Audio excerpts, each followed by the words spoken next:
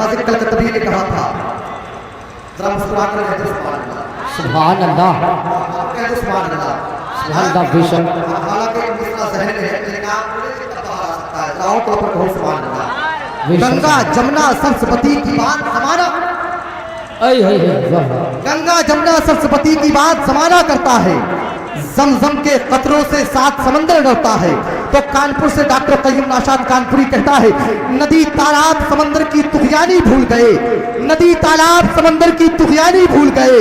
زمزم پی کر دنیا کا سارا پانی بھول گئے بے شک بھول گئے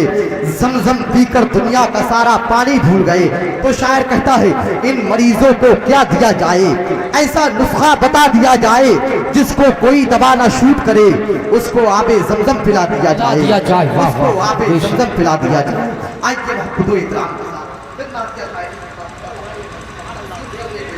میں گزارش کر رہا ہوں لوگوں کے دلوں کی جو دھڑکن بنا ہوا ہے اس وقت لوگوں کے دلوں کے اندر اپنی الگ جگہ پیدا کرنے والا وہ عظیم ترین شخص جس کو میں اپنی محبت بڑی سماعت میں مدعائے حبیب داور طوطیے چمنستان رضا دلشاد نوری سنترا کے نام سے جانتا ہوں پہچانتا ہوں سب لوگ شریک سفر ہو جائیں نعروں سے سوال کر لیں نعرہ تکبیر نعرہ رسالت فیضان غوث اعظم مسلک اعلیٰ حضرت نعرہ تکبیر نعرہ رسالت شاعر نے کہا تھا ان سے کیا مانگے کیا سوال کریں خود ہی امت کا جو خیال کریں بات بگڑے تو سب یہی چاہیں فیصلہ آمنہ کے لال کریں